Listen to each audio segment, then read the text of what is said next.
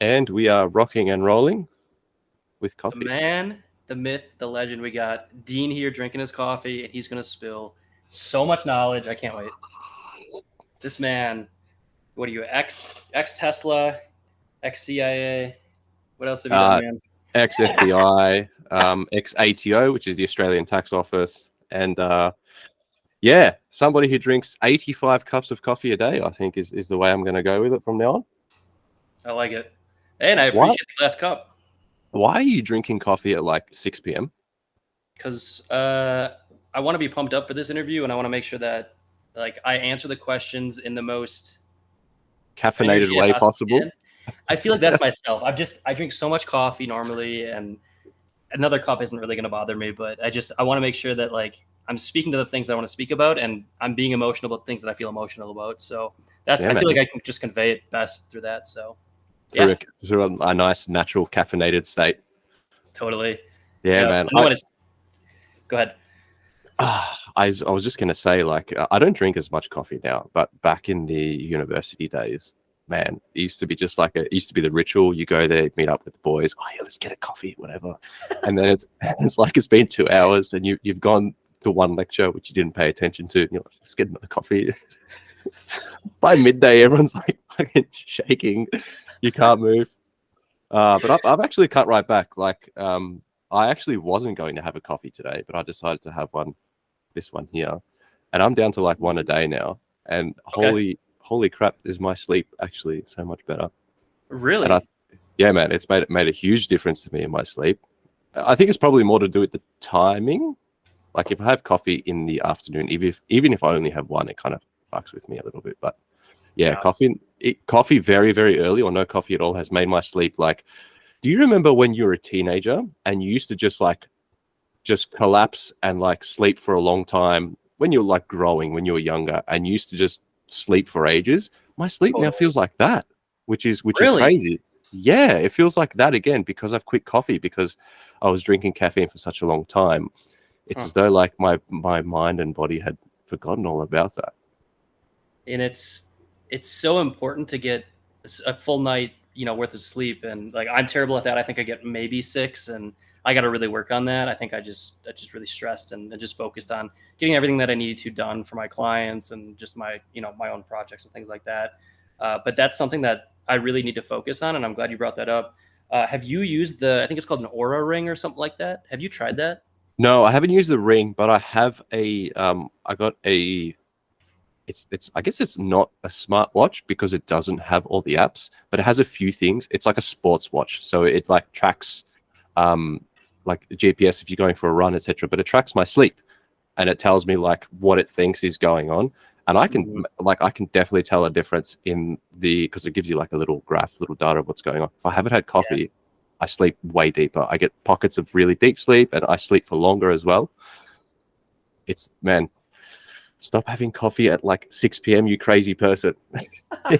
Well, to be fair, I normally don't. So if that makes you feel better, but I do have to start prioritizing my health, and that's probably a spot I got to start at. But I just love coffee too much, and I only drink Yeah. good coffee, right? So I don't mind drinking good coffee. I wake up and I look forward to getting out of bed to drink that cup of coffee. So it's tough for me. I thoroughly enjoy it, and life's too short to not drink good coffee. So I got to find a way to convince myself that there's a way to live with no coffee. So. Well, I mean, maybe just a couple of days here and there. I really love coffee as well. It's the best legal drug that this world has to offer. And it's funny because like you think about what coffee is and you think about in a workplace, like just about every workplace has coffee for free. So this workplace who's paying you money to get the most work out of you is allowing you to stop work to consume this drug for free so that you can work for longer and probably work better. And it's in every company in the world. Like I haven't worked anywhere. Even my first job, which was teaching taekwondo, actually as an instructor, we had free What? reign to coffee. And then my next job after that, which was just a checkout chick at a supermarket, coffee. Like it was just everywhere. Did you have like back when you were working not for yourself? I presume you had coffee back in those days too, didn't you? Oh yeah. Oh yeah. But I always hated they always got the crappiest coffee, you know? Of So you course. go in and it's like, oh, I got to bring my own coffee. So I always brought my own. And I always got like 2 cups. So I always, you know, I had my fix for the day. It was Were you enough one for of me. those people who had their own coffee machine on their desk? No, I wanted one though. I wanted to be that guy, but I don't think it was allowed at the time. Oh, just back thinking when I was Mr. Tesla man back in the day, we had a like just unlimited coffee, and you had different types of coffee, but I don't know how to describe it. The coffee was in just a big tank, and you go up and you used to just pour it into your cup. And me being from Melbourne, particularly Melbourne in Australia, we are known to being coffee snobs for whatever reason. And when I got over to there, everyone's like, "Man, you got to try this Tesla blend coffee." I'm like, "All right, let's give it a whirl, mate." And I tried it, and I just looked around, and all of my American friends were like, "It's great, isn't it?" And I can see like a couple of my Aussie friends behind just laughing because they knew what I was about to say, and it was gross. But it was free. It was free. We had it all the time, which was a problem, really. I think that really got me to drink a lot more coffee. Yeah, you Well, probably just yeah, forced it man, into your body. You're like, I that's gotta get it. this into me. Wake up. That's what you did. Chasing dreams and chasing coffee while I was at Tesla. Man, what a time that was. Can you tell me I, about that? You must have crazy stories, both good and bad. And like, I'm just curious, like, what sticks with you? What are the things that you remember, and why is that? um, I had the opportunity to work with some of the smartest people in the world. I was a bit of a cocky person when I was younger, and I thought, man, I can't be that silly. I got an engineering degree. I'm starting to work, and then I went over to Tesla, and I realized just how stupid I am. I was surrounded by some super intelligent people, and I guess like you might ask yourself, what is a smart person? What does that actually mean? Of course, it was people that were really into engineering, and just I think the the drive and the passion that this subset of people that Elon and the hiring team had found was what allowed Tesla to sort of almost die a few times and then revive itself. Oh, I don't know if you heard too many stories out, but like Tesla was very close to bankruptcy a few times. And I was there in one of those times. It was called production hell. If you Google Model 3 production hell, if anybody's watching this, you'll see what it's all about. Elon's talking about us trying to get the first couple of thousand, actually it might have been the first 1,000 Model 3s produced off this new production line that we were working at. And these bunch of super wow. smart people were there, and we were there at like 3 a.m. We were doing some crazy hours, doing some crazy stuff. And I still 3 remember, a.m. well, actually, that night, the night that we produced 1,000 vehicles in 1 week, which was the first target that we needed to get to, we all left at 7 a.m. So we'd been there from whatever the morning the day before, and we came to the next day, worked all night, and Wow. it felt like you know when you're in university or in college and you have to do like this project that you've all been working on, and you need to hand it in tomorrow, and you haven't done your work or whatever, and you have to stay Oh up yeah. late. It was like that, but what was crazy was everybody had been doing their work, so it was just this intense, like, we just have to do it, we just have to do it, we just have to do it. And Elon was there. Elon really was in it on the production line. Like, Really? you hear stories about him sleeping there. Yes, he did sleep there. He didn't sleep there every night, but when he came in and had to work with people, he legit slept like in a little, I guess like a little meeting room, just on one of the little bench things. He really did that. I love But that.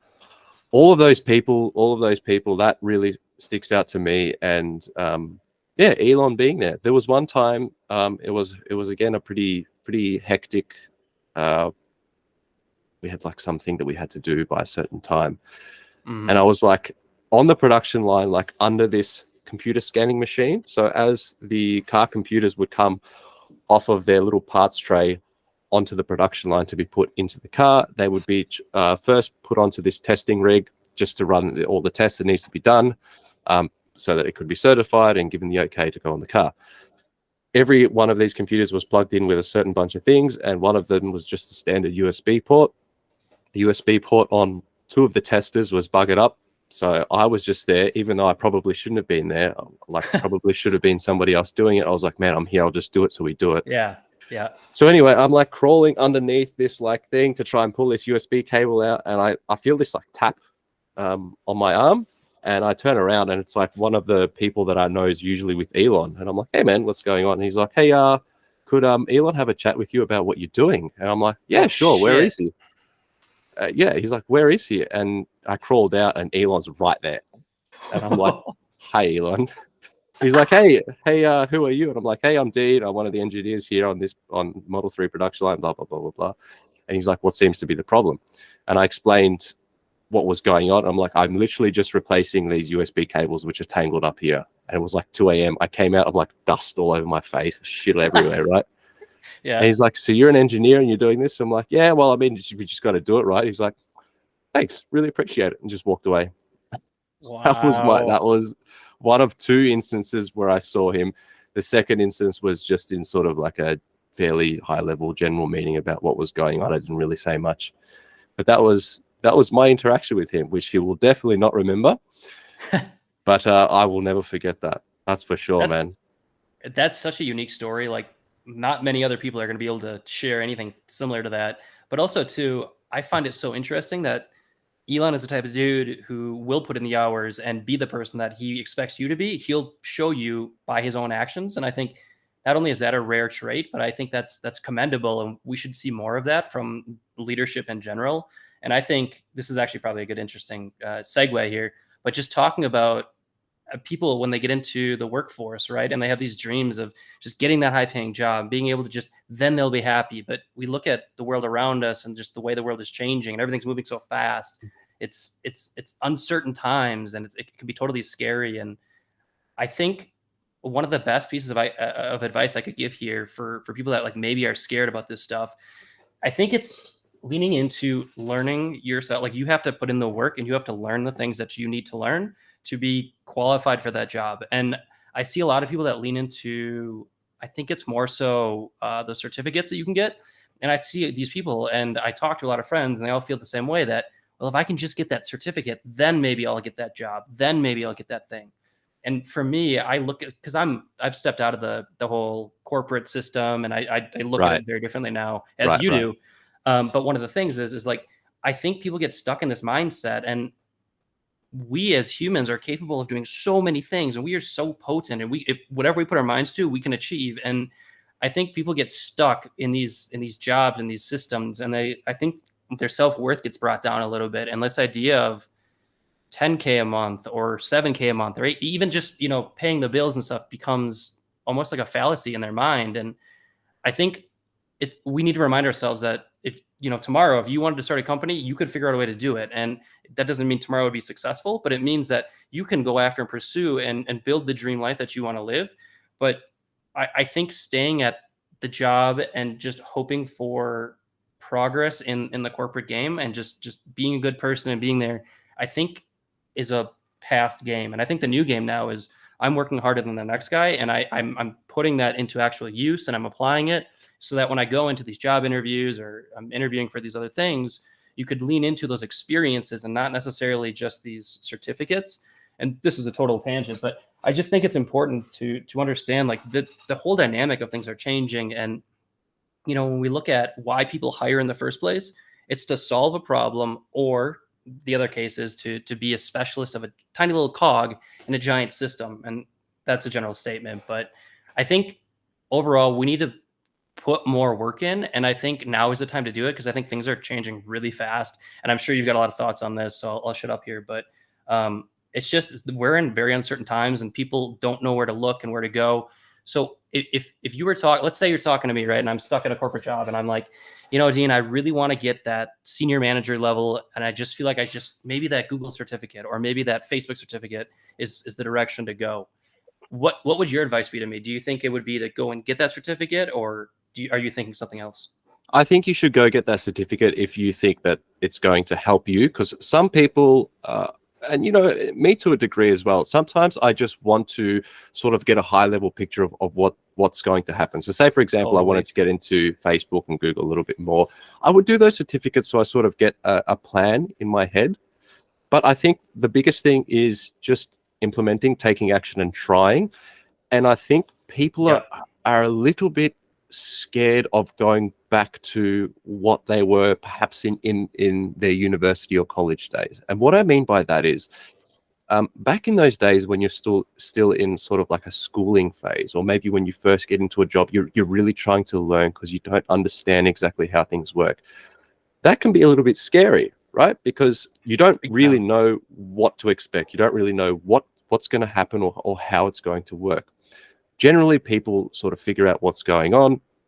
And then once they've been doing something for a few years, they kind of become comfortable with that. And they're comfortable knowing that they know how to do it. They can offer their services or they can do their thing at their job comfortably.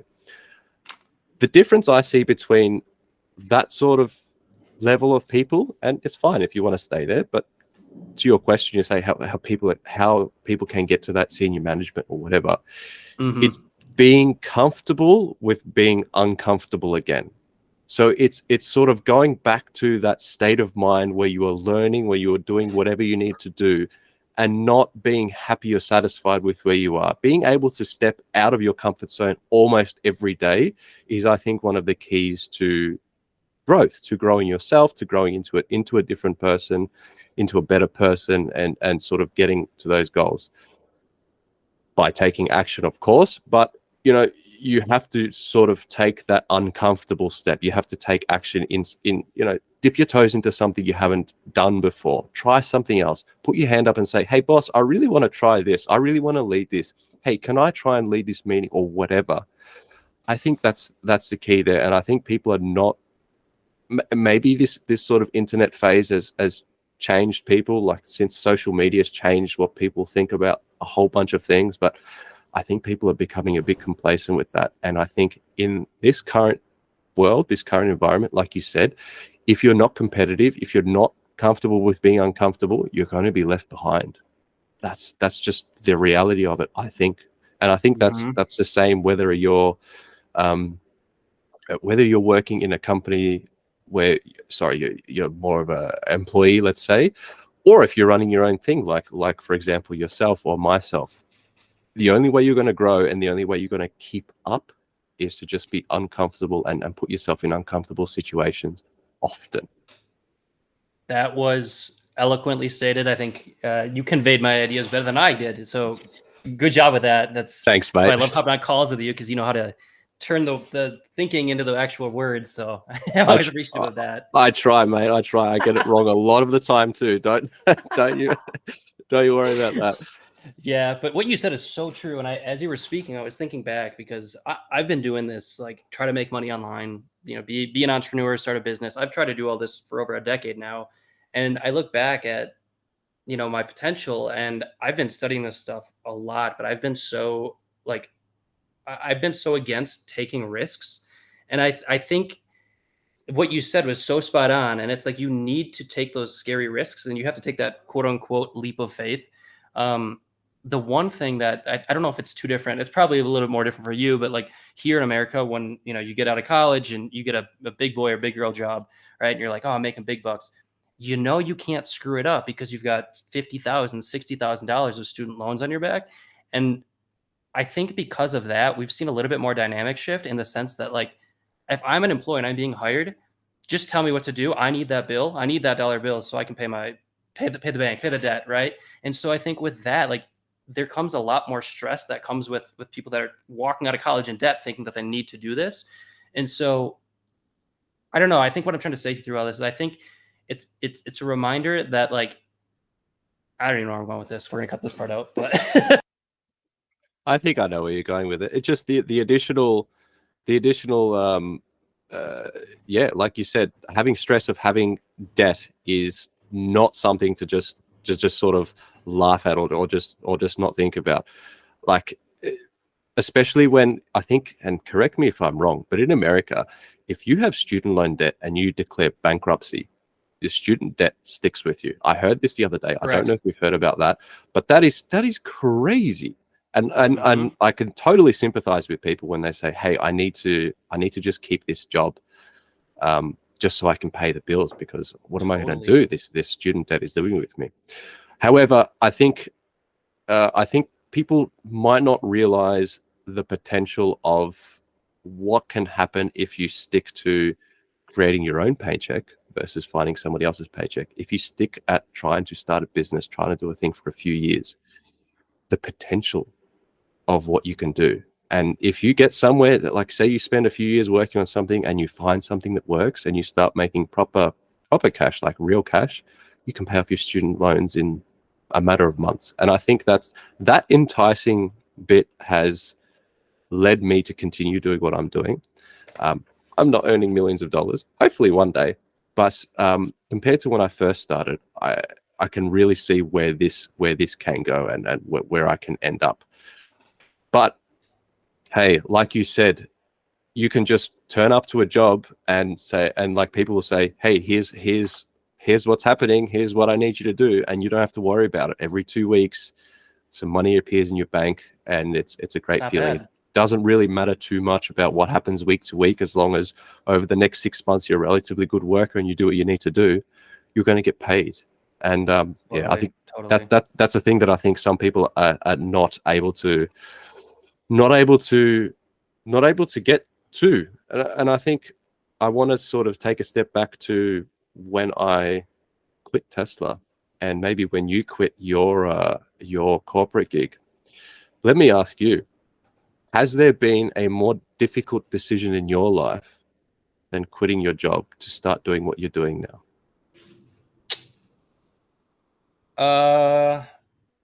It was, I think the right way to say it is, it was exciting for me. And before, even when I was in college, I dropped out of college to start my own business. So this idea is somewhat, it's not brand new to me. So I've done it before. I think one of the things that I was uncertain about, though, was I had some money saved up, but I know I didn't have a lot, and I was living at a decently nice apartment, and it was pretty expensive. And like, I was just looking at this, and I was like, okay, I've got like 6 months to figure this out, and this time I'm going to do it seriously. And it was stressful. It was really stressful, but I think like I knew that staying on that corporate path just wasn't for me, at least with where I was at, with the people I was interacting with. I just knew that like I had an itch for entrepreneurship. And I tried to push that down and just go back to the corporate world and just be a manager and work really hard. And for whatever reason, like I couldn't do it. It wasn't right for me. And so I hopped back onto the entrepreneurial thing, and I was like, this time I'm not going to build this on one little tiny card. I'm going to build the proper foundation. I'm going to learn how to learn the fundamentals of business, learn about money, learn about how to use leverage, how to just help clients, how to serve them. And so I think for me, because I'd done it before, it wasn't as scary, but I think it was still somewhat scary because I knew I had a limited cash flow or limited cash saved up, and I had to get something working relatively quickly. Otherwise, like, I'm getting evicted. So there was that, but I also know myself well enough that if I don't push myself to do that, then I probably won't take action. So I knew that I had to push myself off this ledge, and then from that I would grow. And it's just about it's about knowing yourself, and knowing how you operate, because you probably operate differently. Right. Well, if I'm honest, quitting Tesla was the hardest decision I've had to make so far. But I think I think it might not even be that. It might be just because I was in the corporate world for a little bit longer than you. I also finished college, finished university. I had that degree with me. I had that, what I thought was a prestige. I thought I was an engineer. Look at me, all fancy over here. Then I got my job, and then I did this sort of stuff. And yes, it was Tesla, right? Yes, it was this dream job for most engineers. And I thought, I thought to myself, you literally have worked 10 years to get to this point. 5 years to get your degrees, and then you work another 5 years as an engineer. You work this long to get here. Are you really going to stop to do all that? And it took me about 6 months to make the decision, I think. It got to about, I was working at Tesla for 4 years, basically. And it was about 3 years and 6 months into that, I was like, something's off. Like, why am I not enjoying my life? What's going on here? Yeah. And then in the last 6 months, I sort of came to the realization, and then I was like, what am I going to do? Like, how am I going to do this? Like, how the hell am I going to get out of this? What am I going to Scary. get into? And I had that entrepreneurial mindset for a long time. I tried doing random things. Like I did a couple of like print on demand t-shirt things, some random e-commerce things. None of them worked out. And I was like, I think I've got to take this seriously and see what's going on. Then a couple of months before I quit, I found Rich and Niche, which is the same community that you and I connected on. And once I figured that out, that gave me the foundational belief in myself to just be like, okay, fuck this, I'll work it out. And then, yeah, I did it. I quit, and it was only, I honestly think it was partially to do with probably COVID as well, because everything was a little bit crazy. But at the time, it's my girlfriend at the time, who's now my wife. She was like, Congrats. Thanks, mate. You have to do this. She's like, I can see that you don't like it. I keep seeing you on the weekends, like trying to grow all these businesses. You're interested in cameras. You're doing all this other stuff. Like, what's the problem if you do this for 2 years, you can come back. If you really don't work out, you can come back to being an engineer. It's not going to be that difficult. Totally. Man, once I made pushed you off though. She made you do it. That's crazy. I don't know if I would have done it without her. I don't know if I would have made that decision without her. I'm dead serious. And the best decision I ever made, even though it was the hardest, it is by far the best decision I've ever made. And I think there's some sort of how do I put this? Nice feeling is not the best, most eloquent way of putting it, but getting paid for something that you love doing and that that you grew out of, a business that you grew out of nothing is a super satisfying feeling versus here's a paycheck, mate. Thanks very much.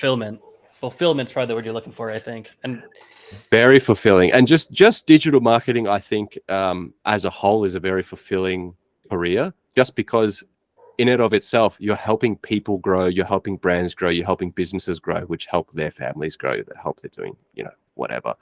And I find that really, really rewarding. I really do. Well, you like to help people, like that's, well, there's two things I want to say quickly here. Like on fulfillment, I got a quick question for you. This is something that I've noticed. So I've been putting in really hard days, right? Like I've been putting in the work, and some of those days take, hours. Like that's longer than an 8-hour day. Sometimes it's 12, 13, whatever. But what I find internally is I find more fulfillment from those busy and hard and difficult days that I knew I grew or pushed something out that is going to have an impact on the business, or it's going to help the client, right? Like those are the days where I sit back at the end of the day and I go, damn, I feel really fulfilled right now. And I can't say the same on like the easy stuff, or I can't say the same with the corporate stuff. And so for me, it's like, that's kind of what I've been using as a barometer. And I've just been walking towards that. And I think there's a book by Ryan Holiday called The Obstacle is the Way that I'm thinking about now, which again is kind of the same premise, but I think it goes back to doing that leap of faith. But do you feel the same way about fulfillment? Do you have to put in hard work to feel like you're getting fulfillment, or are you in a different mindset? I think I've always been like that. Even if I spent an entire day cleaning, but then I look at the house and I look, wow, that's amazing, but it took me 12 hours because whatever, we had to do some stuff. That is very fulfilling. I think there's a difference. Yeah. When you're not working for another company, you don't really feel like a cog in this massive gearbox or this massive machine. And that really, for me, tickled my fulfillment. But I think, the just the long hours and then seeing results and helping somebody, it's a very fulfilling thing. Seeing them happy, seeing them say, wow, I can't believe it happened. I didn't, maybe they had worked with some people that were shitty or whatever. It's super fulfilling, this whole thing. And knowing that there are unlimited amount of people that need your help in this area is also really cool. There are so many people that you can help. And I can't wait to keep doing that. And I can't wait to eventually know so much that I can start teaching people. I've always found teaching fascinating. I've touched on it briefly. My first job was an instructor for Taekwondo. That was really cool. Seeing these kids start at white belt, graduate to their yellow belt, move up, and get to their red, and then black belt after 10 years of doing stuff, because I'd been with them and I'd see them grow up. It was just amazing. And just watching them happy, watching them get their little grading book with the gold stamp saying they got it, getting a new belt, makes me so happy. Made me so happy, man. That's awesome. I'm laughing over here because that's what I did as a kid. I got my black belt in Taekwondo. So maybe, maybe you were my teacher and I didn't know it, but it's funny because I was thinking through, years back, one of my buddies, we got into a little wrangle outside of the bars after, the hours, and some guys were coming over. And I didn't know it was gonna be a fight. Uh, I ended up with 2 punches to the face, and it's not a big Nice. deal, but I realized I didn't learn anything, or I didn't remember much from the taekwondo stuff, so I don't know if it was just my ability, or maybe I was too young, or I don't know what was going on, but I don't remember blocking anything or anything like that. It must have all went out the window before college, so My opinion with that is that Taekwondo is not great for street fights. It looks fancy. It's got some pretty crazy kicks and all that sort of stuff. But a lot of yeah. those kicks were designed for like trying to kick people off horses Mm, in the old wars that were happening in that part of the world. It's not that applicable. I think if you want to get something that's totally. applicable, do like boxing, kickboxing, or something like that. Mate, I Yeah, want to yeah. talk to you. I want to talk to you about cameras. And the reason I want to talk to you about Ooh. cameras is because you've been getting into cameras a lot recently. Yes, I have been spending a lot of money. Yeah, Thanks for well, asking. that's the thing, isn't it? It's expensive hobby, isn't it? Fun. One of my friends was talking to me about cameras the other day, and he's like, "You know what? I got this DSLR out that I had for a while, and I just turned it on and I took photos, and I couldn't believe how crap they came out. Like I just don't understand it." And then he's like, I asked him, I said, "What did you do?" He's like, "I just turned the camera on and then just clicked auto and then just clicked the button." I'm like, "What were you expecting?" He's like, well, it kind of works on your phone. And at that time, I was like, "Well, this is the reasons why. This is the reasons why." But then I realized that most people have no idea about cameras, for one. But secondly, holy crap, have phone cameras become amazing. Yup. And the reason behind that I think a lot of people don't really understand is, yes, the hardware is pretty good. You've got some pretty amazing lenses and things going on, but the amount of software and the amount of engineering that goes into taking photos, and now the like Mhm. AI that's coming into it, has made phone cameras really, really, really amazing. What I wanted to ask you was, how has your journey been since you bought a camera fairly recently? You bought a new lens just the other week, I believe. How long did it take Yep. you to start taking photos that were like, wow, this is pretty comparable to what my phone can take with one click? Keep in mind, you just press camera app on your phone and you take a photo. It comes out pretty damn good. Mhm. How long did it take you to get there without using automatic features on a camera, just actually pressing things around? Candidly, I had a client. We had this. She had this idea of this product, and she shipped it to me, and I was like, "Oh yeah, I can take product photos." Like, I got this camera. I just purchased it off eBay. It was a used A6400 Sony, Hmm. and I was just like, I don't know, like good enough. Like we'll just take it and shoot it. And then I tried to take it with the kit lens, and I realized like this kit lens sucks, and I can't get close. And then I learned about like the aperture, and I started watching videos on, I think it was the shutter speed and ISO and all these other things, right? And for me, that project fell through because I fell in the sword, and I was like, the photos I took were shit. We're gonna hire someone, and so then I put the camera down for a bit.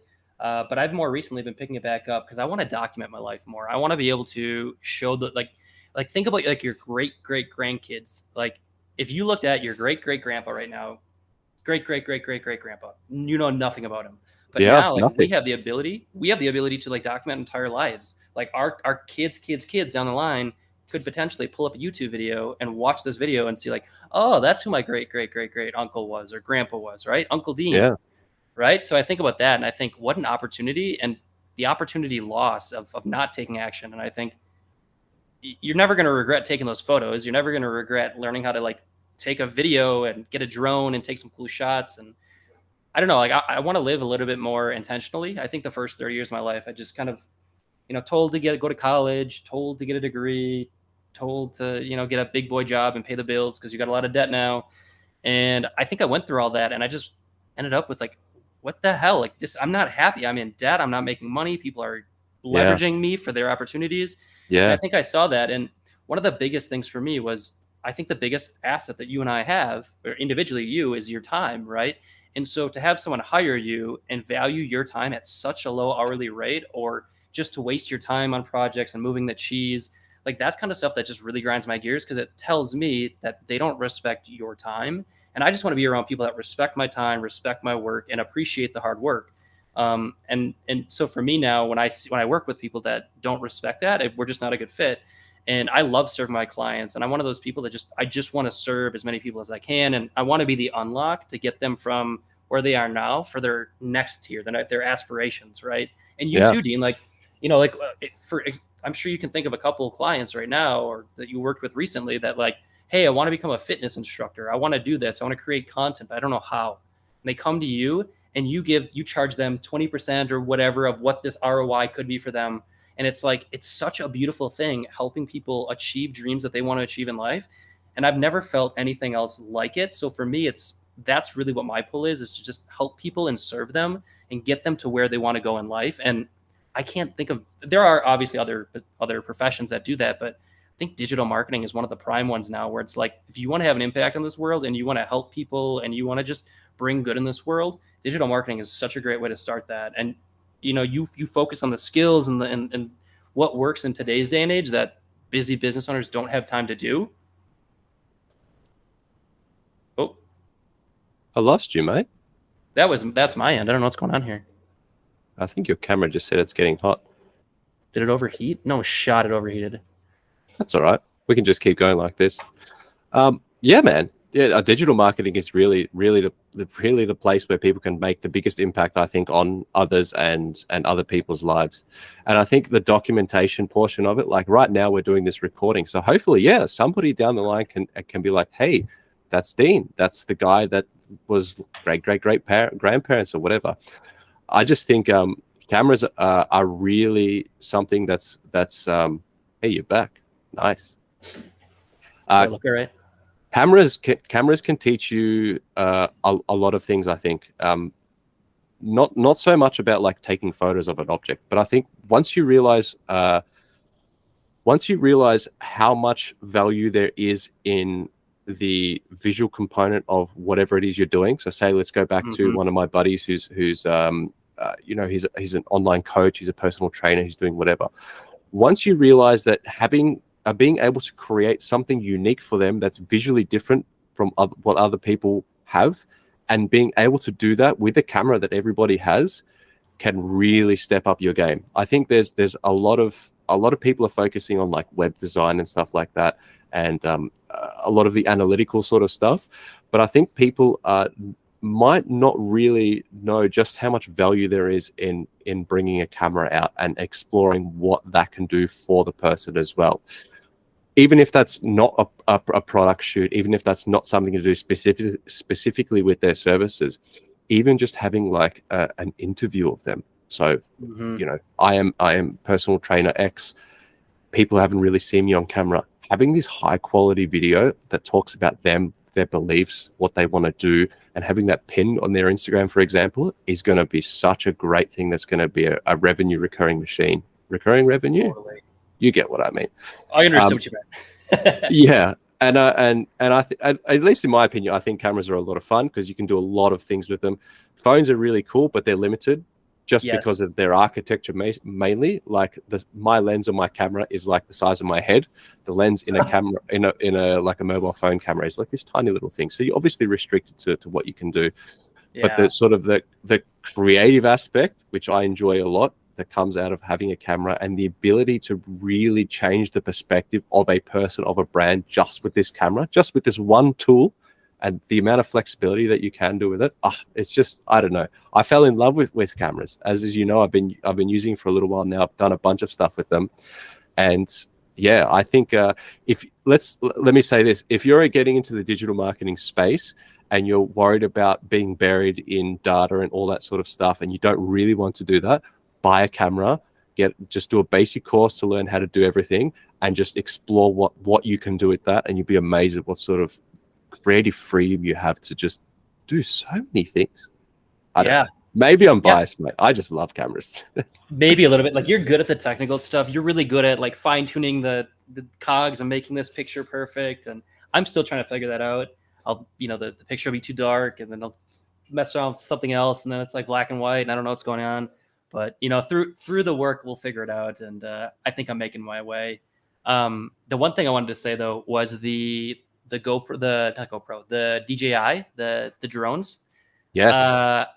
I don't know about you, but I get anxiety when I fly that thing. I haven't flown it for a while, and I just took it out. I think it was last weekend, just to get some cool mountain shots and things like that. But man, I forgot how to fly that thing. I forgot how to land it, and I was like, man, I'm gonna just destroy this $500 camera. Yeah. So I thought that was pretty interesting. You do some of that work, right? I do actually. Mainly now, I find it for example, I've been working with a builder, like a construction builder for houses, and just getting some like really far out shots and being like coming into their like zooming into their pool and doing fancy stuff. That's what I use it for mainly. But yeah, I get the same anxious feeling, especially when you have to concentrate on the shot, which is on the screen in front of you, and you can't look up at the drone to see if you're going to hit like a power line or something. And you're like, what's going to happen? And man, I don't know if I told you, I crashed my drone into a tree. It would have been like 3 months ago or something now. You did tell me this. Oh yeah, I forgot about this. It's kind of I crashed this fucking $2,000 drone in a tree, and the worst part about it was I couldn't get it out of the tree before the sun went down. So I left this drone in a tree overnight, came back at like 6 a.m. the next morning with like a painter's pole, which is like a little extension thing for a painter's roller, taped to another one. So it was like let's say 8 meters, which is like 25 feet in the air. And I'm just like holding this thing up, trying to poke it out of a tree. And I eventually got it out of the tree by like poking it and then catching it, like hugging it and catching it. Oh my goodness. Lucky. Yeah. Did you break anything?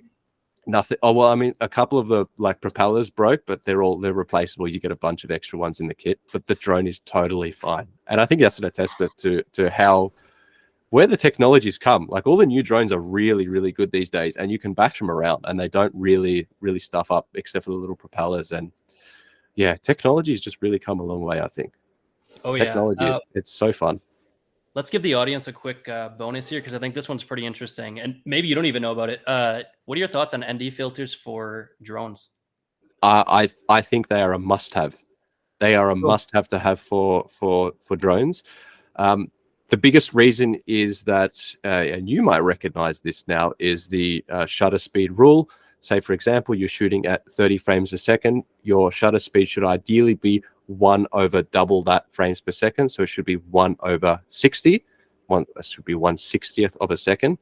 And if you're in an environment where it's very bright and you don't have a way of, it's say, for example, you're in a bright environment and you have to shoot at 30 frames per second and you don't want to break that shutter rule because you don't want some crazy blurriness, you'll find that even if your ISO is turned right down, it'll be too bright. You don't have a choice but to put something in front of it. So an ND filter, for those that don't know, is kind of like sunglasses for your camera. It's a way of blocking light from coming in without restricting yourself with the style of shot you're trying to make. And I think especially if you're doing like sunsetty stuff when the sun's right down low and coming in at an angle where it's going to come into the drone, absolutely necessary. I don't think you can fly without it. To do things professionally, I think is probably the way to do it. You can take shots anyway. Like if you don't care about your shutter speed too much, you can take shots of anything. But ND filters, even for cameras as well, people don't speak about them too much. That's like the first thing I bought for my camera. I bought an ND filter, a variable ND filter, so I can change it. That's what I have right now. Yep. Yeah. And a polarizing filter as well, which helps me especially when I'm shooting cars. So things that are really shiny, that are really reflective, much like when you put a good pair of sunglasses on, you don't get the reflections when you've got polarized sunglasses. You want the same sort of thing for your camera. Think of your camera as your own set of eyes, right? Sometimes it's too bright for you to be like looking in a certain direction, but you have to be looking in that direction. Let's take driving, for example. You're driving at 6 p.m. You're driving due west, the sun's setting, it's right there. What are you going to do? You can't close your eyes, obviously. You put your sunglasses on, you try and put the shade thing down in your car, and you do your best to do what you can do in that environment. Sometimes when you're shooting for a client, it has to be done at that time for whatever reason, or you're doing it on purpose at that time to get that right kind of light. It's too bright for the camera. What do? Put your sunglasses on. I think it's probably the best thing that you can buy for your camera if you're first starting off, is buying an ND filter and maybe a polarizing filter too, because one, you can do those things that I said in that situation, but two, it starts to teach you more about understanding exposure and light, and sort of being able to keep things in a way where it looks good without sacrificing something. Because without an ND filter, you might have to sacrifice something. You might have to turn your shutter speed up or down. You might have to shoot at a different frame FPS if it's too bright. You might not want that. Actually, most of the time, you probably don't want that. Your solution: chuck a pair of sunnies on, mate.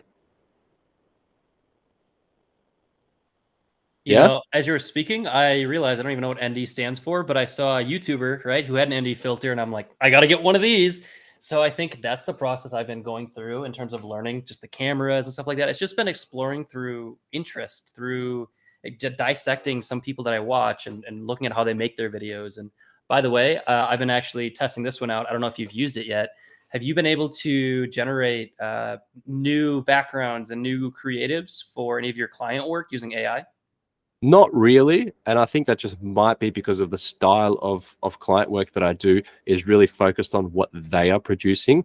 So, for example, if it's like a home builder, I'm really honing in on what they've actually built. But I have explored it a little bit to create like YouTube intros for people, because before that you kind of had to like maybe you'd have like an Envato Elements account or something where you can take some stock footage or whatever. Nowadays you can sort of throw things into AI and say, hey, create this like, let's say like 80s synth background style thing. Instead of looking for a stock video of that, it'll create something that you can use, which kind of looks different to what's out there. That's about as far as I've gone. But have you been able to use or create something?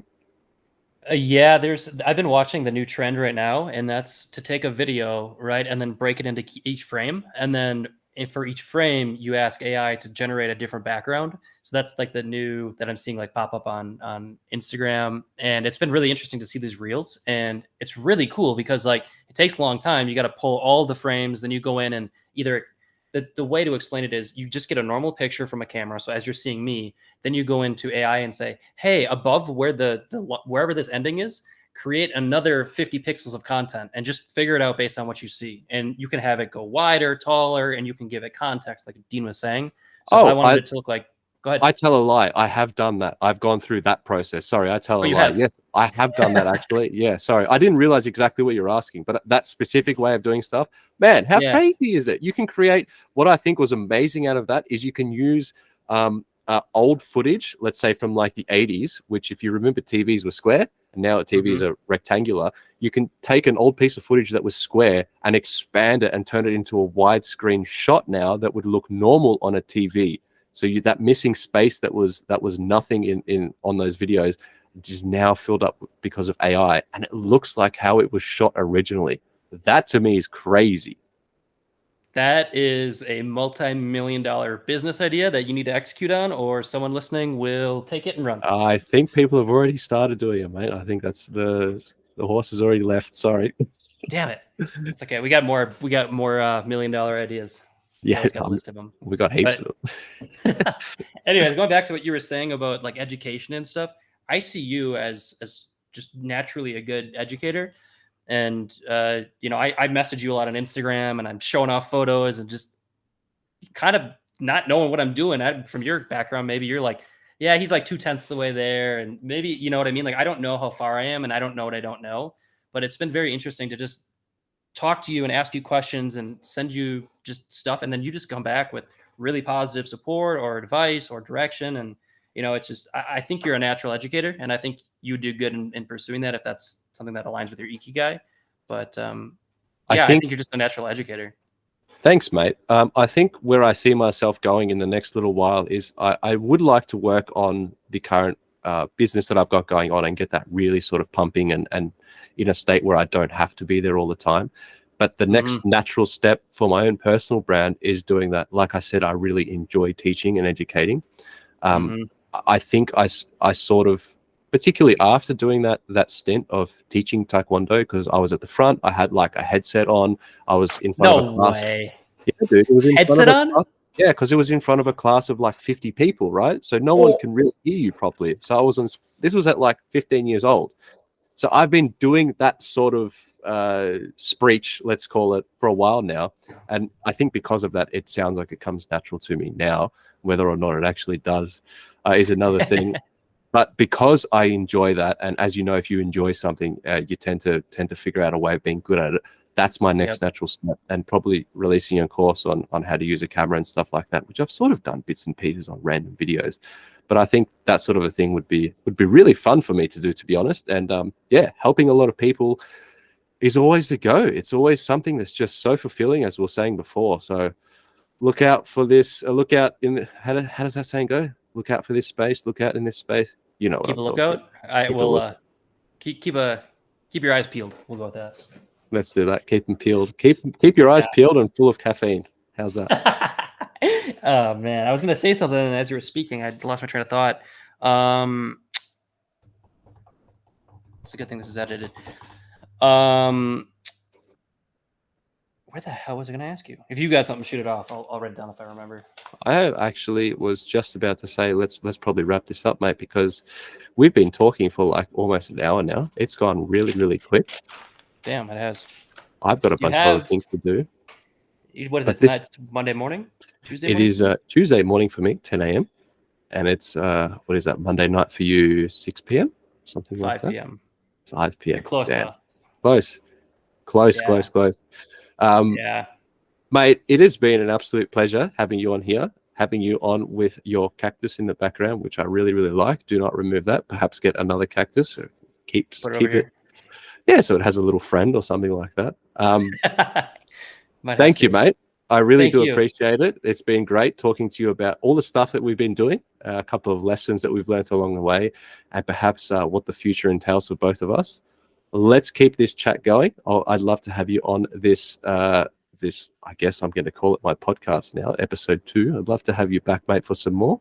And yeah, mate, thanks again. It's been awesome. Thank you. It's been a pleasure. And I look forward to coming back in a year or two and looking at where you are and in respect to your goals and aspirations in life, because I know you're going to kill it.